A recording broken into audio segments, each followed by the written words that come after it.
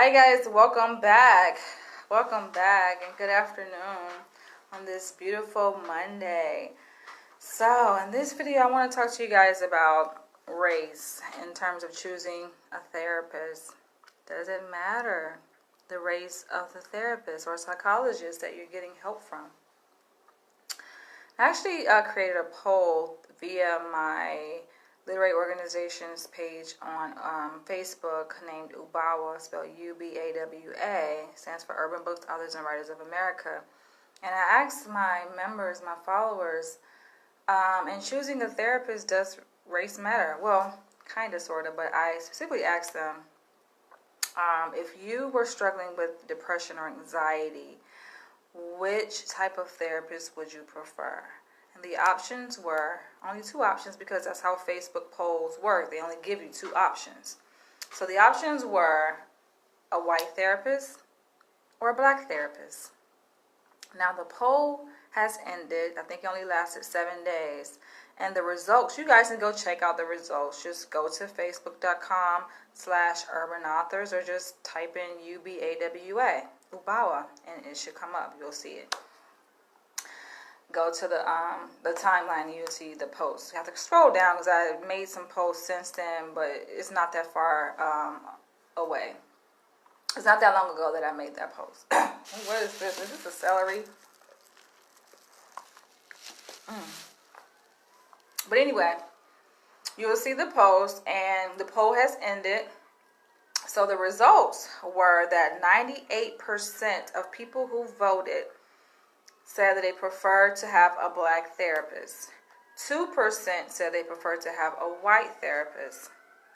Now, there were some comments on that post where most people who commented actually said that it doesn't really matter. So that's the third option that I wanted to include on that poll, but Facebook only allows two options. So I find it to be quite interesting. I mean, I wasn't surprised at all, granted that most of the people who responded to the poll are African Americans because that's just simply who the target market is for my literary organization.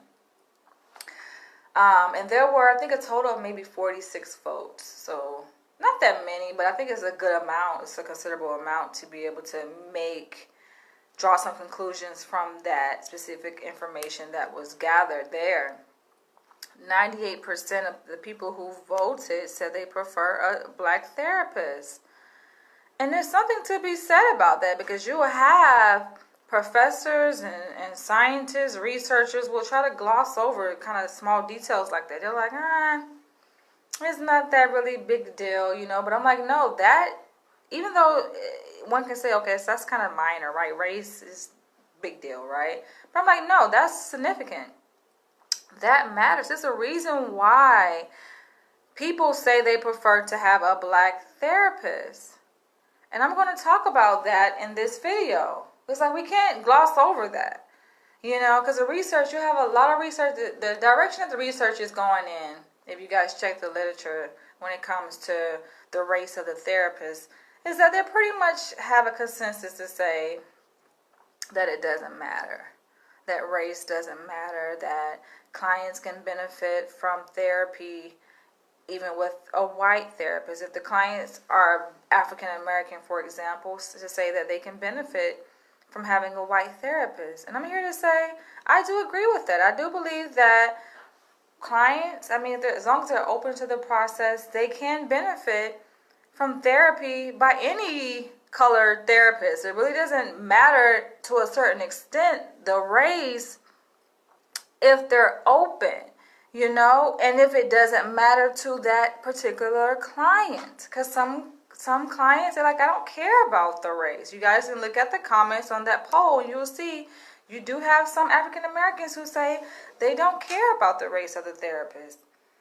But that's only a select few from that poll. And you guys can go do your own poll. Who knows? You may come up with different results. But from that poll, people are saying that, no, I prefer a black therapist. So, yes, it's something to consider from people who say that race doesn't matter. But it's also, you cannot ignore the people who say, no, wait a minute, race does matter. It does matter the race of my therapist. And the research also says, because there's been qualitative research about the race of therapists, and in that qualitative research, they found that these African Americans are saying that they feel like white therapists just can't understand them. They can't identify with them.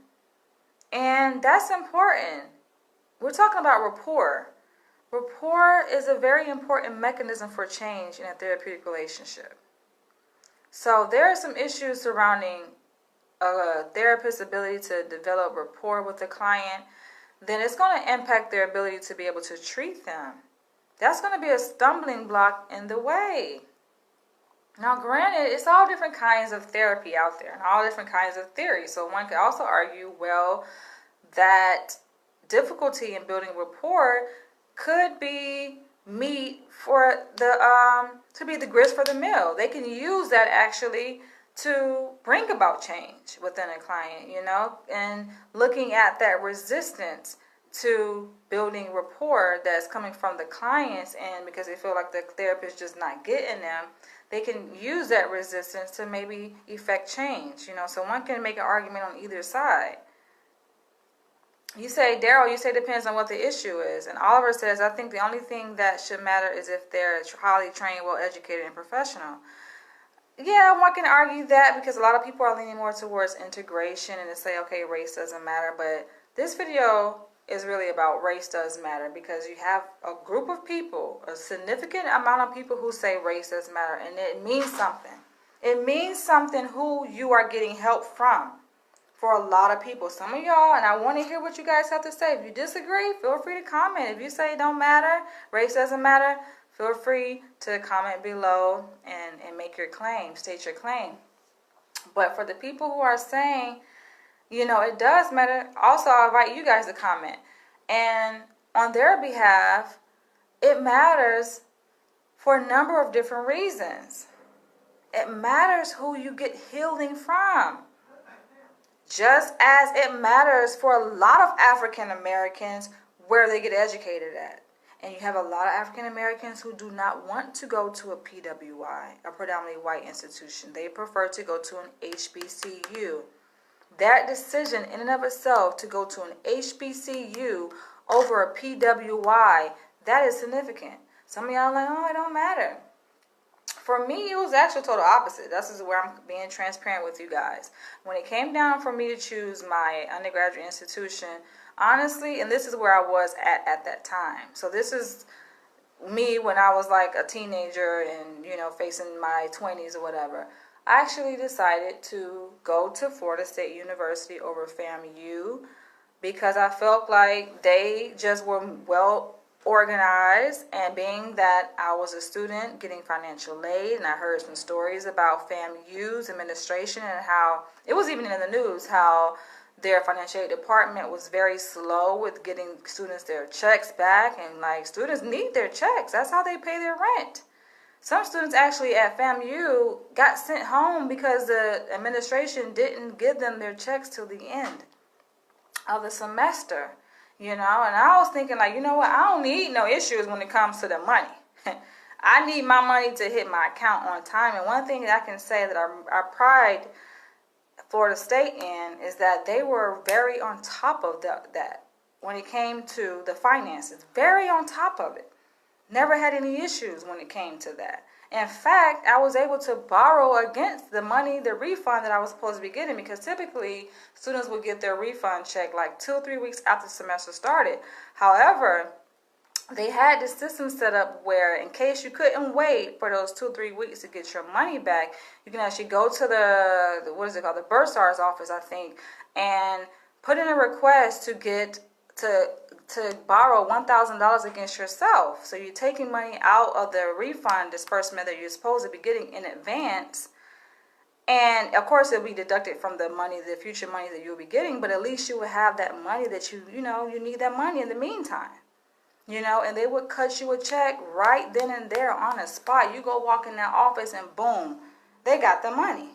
So whenever it was an issue about money, when I was at Florida State University, and of course, Florida State University is a predominantly white school. It's very much integrated, so they have students from all different countries, different races who attend there. They have a strong African American population there. They have a black student union. It's very diverse and multicultural, but we can't ignore that it's predominantly white.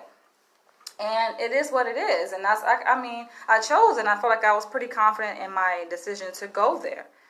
However, you do have a lot of African American students who feel like, nah, I don't care about none of that. I want to go and learn from black professors. You say your undergraduate and graduate were both at Tuskegee University, which it sounds like a HBCU, Daryl, right?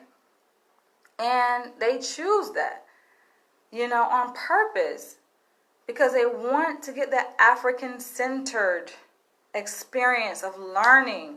It's important to African American students to learn from an African American professor or an African professor, because you have a lot of HBCUs, the professors are African, meaning they're born in Africa, and they just came to the U.S. And that's important for them. And likewise, just as it's important for African American students to attend an HBCU, predominantly African American school, historically black college or university, it's equally important for clients who are seeking therapy, no matter what it's for. It can be just for an adjustment issue or just for, couples counseling, or premarital counseling, whatever you want to get professional services for. For some African American clients, it's important. That process and how it looks is important to them, because it's a healing process. A lot of African Americans, we're facing a lot of serious issues, traumatic issues. One of those traumas are the trauma that Dr. Joy DeGruy talks about in her book, Post-Traumatic Slave Syndrome. And this is important, y'all. Some of y'all are like, oh, it don't matter. I get it, because it may not matter to you guys, but we cannot ignore, and I believe there's a very significant amount of African Americans who like, wait a minute, I don't think a white therapist is going to be able to understand where I'm coming from. They're not going to be sensitive to my post-traumatic slave syndrome, They're not going to be sensitive to certain triggers that I have when it comes to talking about race and depression that I experience and anxiety and the troubles that I experience from living in this white-dominated society and the discrimination that I've experienced and I've had to endure living in this white-dominated society. Some African Americans feel like they're not going to be able to understand. You say, exactly, that's why you went to HBCU, the cultural experience. Yes, they want that cultural environment around them. They don't want to necessarily be surrounded by all these white people. It's something to be said about that. And you have a lot of PhDs, black PhDs, who like, you know what, I went to mostly white schools and I kind of regret not going to an HBCU. I think I recently heard Dr. Umar Johnson say that. It's something to be said about that cultural experience, and just the same thing going to a black therapist. Now, I have to say this. It's not to say that just because a therapist is black that they're going to be centered in their identity and be able to be competent, culturally competent, and understand who you are as an African American. No, because we know there are many different flavors to blackness, all right? So you have people who are very much deeply rooted in their black identity, and some blacks are just so far removed from their black identity, and it doesn't matter to them race. It's just like race, big deal, right? But some of us, it matters, man. There's certain nuances to the communication, to the language that we speak, that a white therapist may not necessarily pick up on. Now, granted, a white therapist who's, let's say, the term is cultural competency, meaning that they're able to work with people from different cultural backgrounds, but the more, I guess, appropriate term would be like cultural humility, having a respect for one's culture. Some white therapists may not, but some actually may be able to have that cultural competency in working with African Americans and say, you know what, I get them. Who knows? Because they have more exposure to the black community. So they, not to say that they see like eye to eye all the time, but they can kind of understand where many blacks are coming from.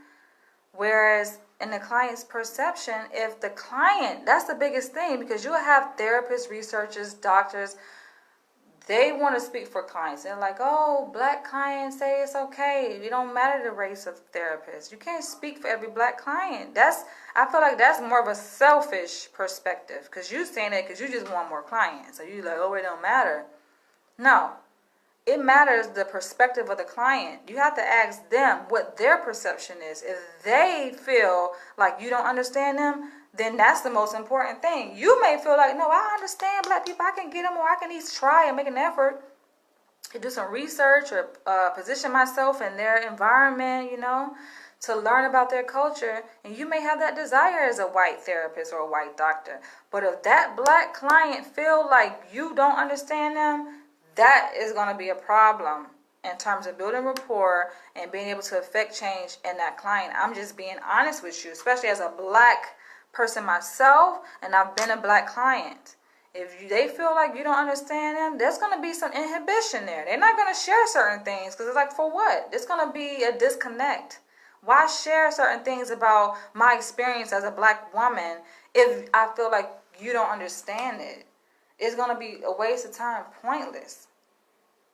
I'm going to be sharing certain things. It's hypothetically speaking, in terms of a black client who feels like they're going to be misunderstood.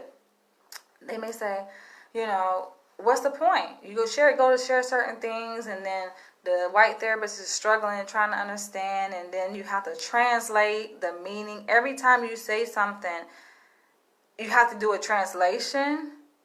You know how long therapy is going to take? If a black person got to translate every freaking word or phrase that they're saying because a white therapist just ain't getting it. They're like, what the hell are you talking about? Whereas a black therapist who's very much centered in the culture, the African American culture, they gonna understand it, man. And one thing, this kind of reminds me of my former pastor in Jacksonville, Florida, Dr. Rudolph McKissick Jr. He's a bishop, and he's a doctor.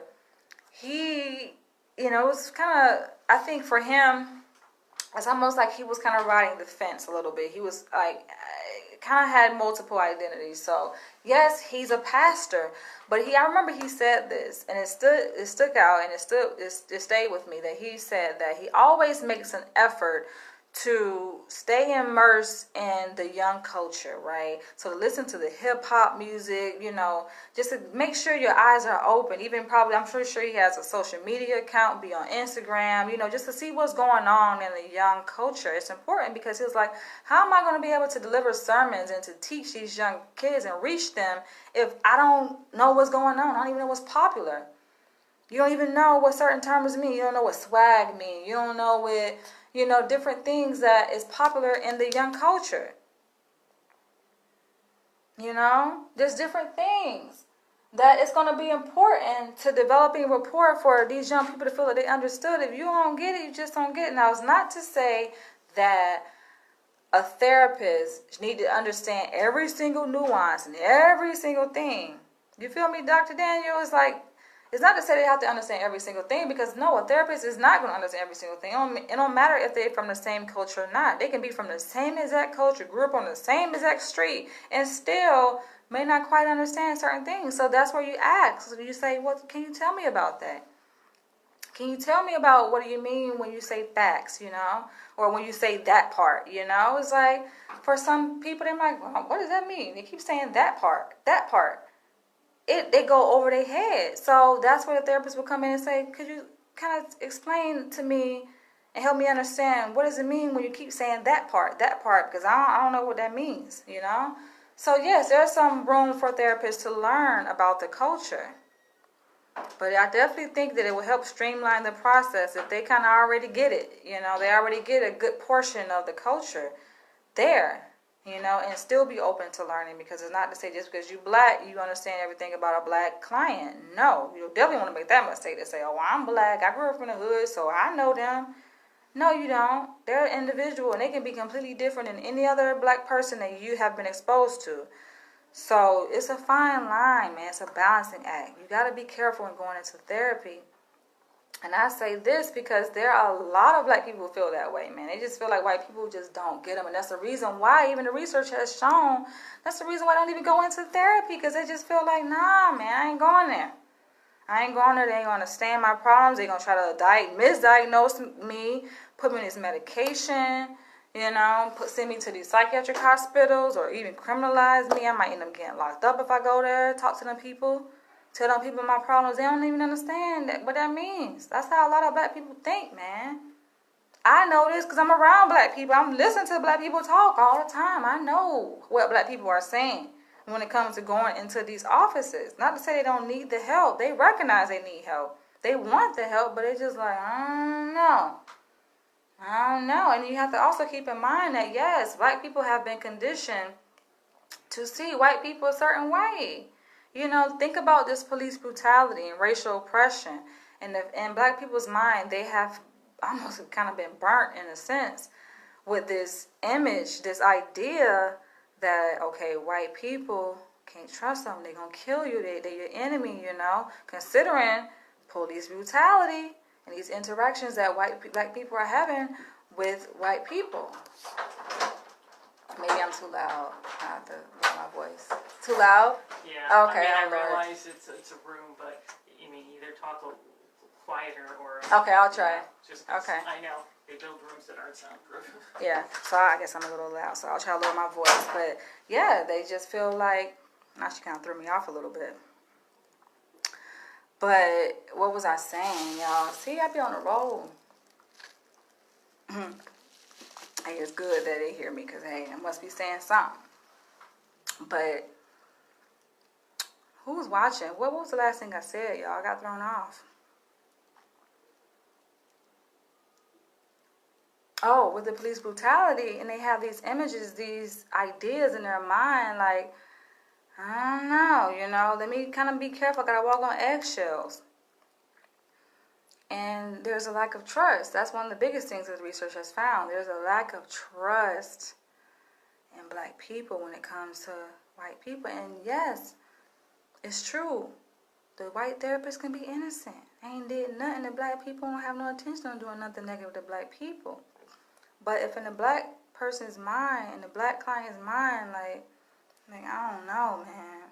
Because based on their previous experience, what they've seen on the news and the media, and their own personal experience, interactions with white people, they're like, I don't know, white people, I done had terrible experiences with white people. They always write me off. They don't understand me. So they're going to just develop that generalization and think that all white people are like that.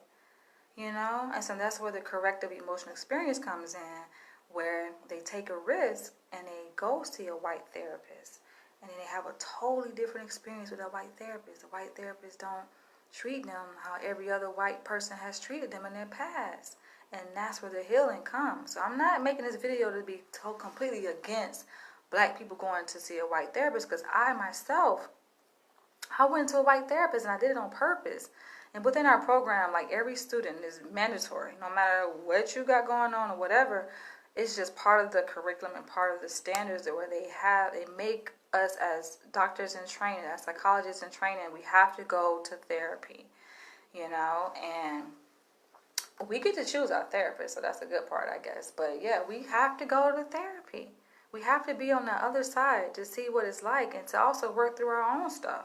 And so I did specifically choose to go to a white therapist. I'm like, I want to challenge myself. And I want to see what comes. I just like challenges. That's how I am. So I said, I want to challenge myself to see what it's like, going to see a white psychologist and to see what comes up. I was curious, and I did. And I actually had two different psychologists I was seeing. One, she had a doctorate degree in psychology, but she wasn't licensed as a psychologist, but she did have a license as an MFT, as a marriage and family therapist. And I seen her for a few sessions, and then my director told me that she would have to be a licensed psychologist. So even though she was a doctor of psychology, she wasn't licensed, and she was advertising herself on Google. You Google her name, it comes up as psychologist. But I ended up having to go and find another psychologist, which I found. So she was in Beverly Hills, and he ended up being at Santa Monica. And it was great. He was a white guy, and we developed rapport, and I was able to talk to him about different things that have impacted me, mainly relating to school and work and stuff like that. And I even brought up race. There was times that I would bring up race, and he didn't run away from it. He sat with my emotions. And it was confident for me to see that, okay, although he's a white male and he has privilege, he still was able, he had a curiosity and thirst to want to learn what I was talking about and to learn my perspective and to hear what I had to say. And I appreciate him for that. And I didn't, I was able to complete my sessions with him, and it worked out. And I was just like, wow. And actually, many times when I was talking to him and in therapy with him, I felt like I had an corrective emotional experience. I'm like, damn. It shows you that, of course, it's kind of common sense that, of course, not all white people are the same. You can say that, but to actually experience it is something else. It's just like going to Africa. You hear a lot of people say, well, Africa is great, and we know this, right? But it's nothing like going to Africa and seeing it for yourself, being in that environment. And so being able to experience it, I was just like, okay, it feels good to just be kind of in the care of a white person and they don't have no ill intentions. When I say this man, like, he will bend over backwards to try to help me, like to understand me, to reach me, to tell me about everything I needed to know in terms of moving forward as a PhD student and give me the support. Like, I really genuinely felt he was on my side. He was. So it can be, benefits for a black client to go see a white psychologist or a white therapist, but it also can be drawbacks too. I can't undermine that, because if a black client says, I want to see a black therapist because I feel like I'm not understood by these white people, then you have to accept that. If a black client says, I want to see and be treated by a black therapist because I'm a Pan-African and I believe that, what's to be done for us should be done by us, you have to respect that. You have a lot of black people who have this belief that they just want to keep it black. Whether it's shopping, where they live, where they go to school, where they work, who they date, who they marry, and who they get treated by, who heals their wounds. They're just like, I want to keep it everything African, everything black, and you have to respect that. And I'm speaking to that point. That's the reason why I made this video, because we can't ignore that. And for the therapists and the licensed professional psychologists, marriage and family therapists who may come across this video and watching this, that's something to consider, whether you're white or black. That's important to many of black people, man. Not to say all of us, but to many black people, it matters who we get healed by. And for some black people, they're like, I'm not about to go and tell all my business to these white people who hurt me, and they have it in their mind. They're like, those are to the master. I ain't about to do that. It's almost like having to relive or this experience. It's a reenactment for them, and they get into this reenactment because they're black and the white therapist, is white, and they're just reminded. It almost like takes them back to slavery, and it's just like, they don't want that. They want something different. They want healing, and they want to be empowered by a black person. It makes a difference, y'all, as opposed to getting healing and being empowered by a white person. It's like, oh, wait a minute, it looked too much like slavery.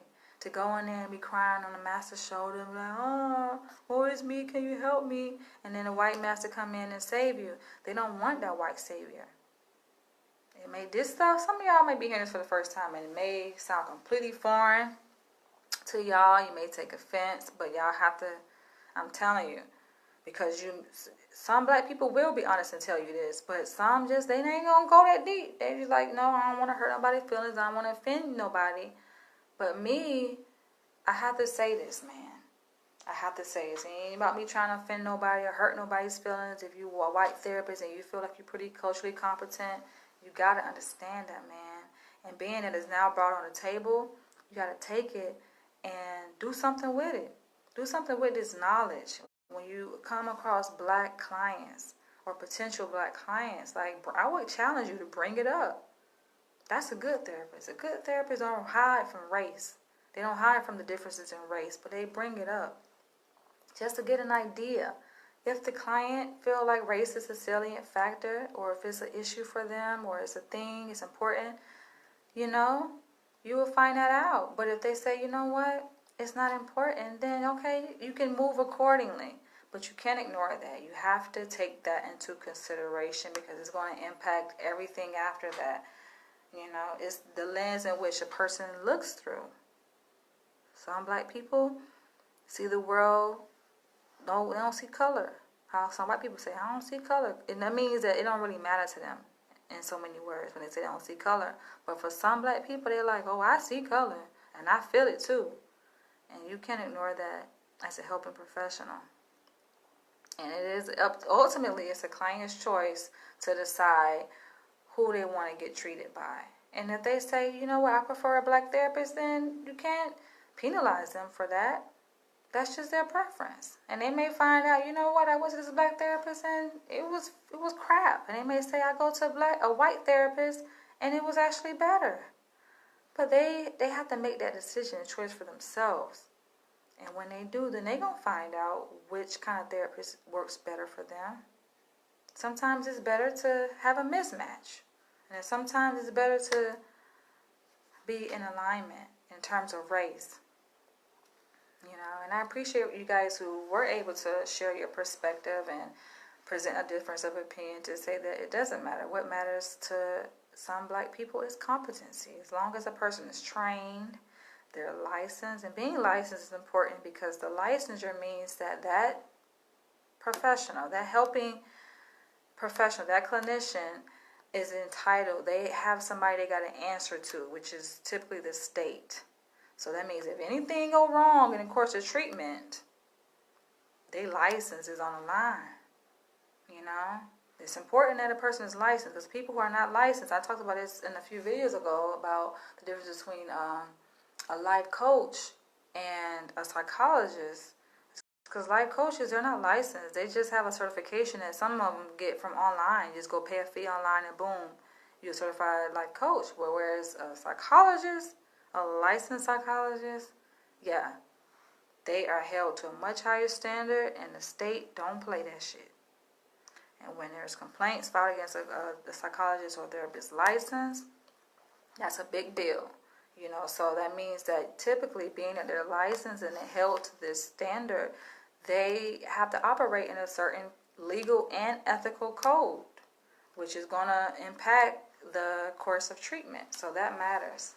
I can't emphasize that enough. So for you guys who are interested in enlisting the help of a licensed professional therapist, psychologist, marriage and family therapist, there's many different places that you can look. If you prefer a black one, there's ABPSI, Association of Black Psychologists. They do have a website. You guys can Google that. I can actually drop the link below. And you guys can, I believe, through their website, search licensed psychologists who are African American, and you can reach out to them. There's also a website called Therapy for Black Girls. It's owned by someone, I think she's a therapist actually, based in Atlanta, Georgia. And I recently discovered this website through one of my colleagues, but they have, oh my gosh, they have so many black therapists on that website. Y'all gotta go check it out. It's called Therapy for Black Girls. And it ain't just for black girls now. I think that was just kind of like the little phrase that kind of they wanted to go with. But it's not just for black girls. It's for, I guess, anybody, you know. But I think that the whole purpose of that is that they recognize that there's a need within black girls, that they wanted to have a black therapist. Because y'all don't understand, man. We, black women, black girls, you know, black men too, especially black boys, like, we got some stuff, man. We got some stuff that we need to get off our chest, that we need healing from, you know. You know, and it does matter. It does matter the kind of therapist that a person chooses and a person is matched with. So the great thing is that you guys get to choose, you know. Nobody's forcing you to go see this kind of therapist or that kind of therapist. End of the day, it's your choice. You can choose who you want to get treated by. And there's plenty of options out there. You can use Google. A lot of y'all pretty resourceful anyway. So y'all know, y'all have your phones and y'all know how to search stuff and find things, you know. But those are two places that I would suggest that you guys get started. Now, I do believe on APA's website, they have a search engine where you can find psychologists, no matter if they're black or white or whatever ethnicity that they are, that you can search on their website, I think at apa.org. You can also call 211. I used to work for 211 when I was in Florida before I got my bachelor's degree. I used to work there as a crisis counselor, but that's a national hotline that you can call, and they have a tremendous amount of resources, from a range of different resources, social services to professional therapy services, that they have that they can connect you with based on your zip code. So you can call the hotline from your phone, 211, to get connected to pretty much any kind of mental health or social service help that you need. Call that number. Or you can go on their website. They also have a website too. I think it's 211.org, but yeah, check that for me. Just Google it, 211, and it should come up, and you can find a licensed professional and check it out. You don't have to go with the first thing that you come across. You can shop around, and see what's out there and get a feel. A number of these therapists, most therapists and psychologists, they do take insurance, so whatever insurance that you have through your job, they usually take it. You have to double check with them first. And for people who are on Medicaid, or if you're in California, it's called Medi-Cal, they also take it. So that means that you don't really pay anything. And if you do, it's a very small amount that you pay towards the therapy, And then a lot of therapists that have the sliding scale where it's free. That means it's based on your income, meaning that if you tell them that you don't make that much money, or you don't make any money, then it's a possibility they can see you for free. Where I work, actually, at my prac site, have something similar to that. We operate on the sliding scale, and our fees are from $30 to $80, but it ranges, And then, of course, there's private practice. And in private practice, a lot of private practitioners, some do, but most of them, they don't really take insurance. So that means that you have to pay out of pocket, if you can afford it. But hey, the important thing is that you get a good therapist that you feel can understand you. You can, develop rapport with, because that's important. Rapport is just saying that you can develop a connection with them, Not that you got to agree on everything, because you want a therapist that's going to challenge you. So just because, like I said, my second psychologist that I ended up going with, the male, just because I felt like we had a connection, he understood me, don't mean that we agree on everything. And he would challenge me in many ways, He would tell me, okay, I know you said this, but I don't know, I like that. You want a therapist who's going to challenge you, but don't be so overly critical and on your back, unless you want that, unless you can handle it. You say you think it does, depending on the situation. The same therapist of your similar ethnic will best use the right frame of reference or can relate to your issue. Yeah. Anthony, that's the whole point of my video. I feel like, sometimes if you're within the same you share the same cultural background, then yeah, it's like you can skip the whole translation on a lot of things. Whereas, if you're not, it's just sometimes they're like, what?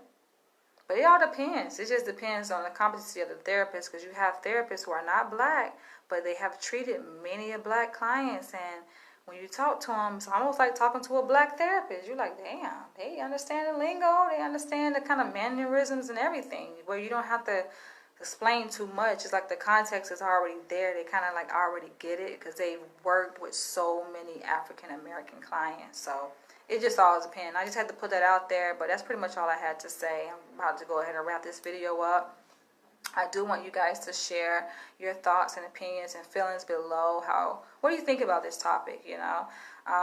If you were to go and seek help, professionally for therapy, doesn't matter. Would you want to see a black therapist or a white therapist, or doesn't matter?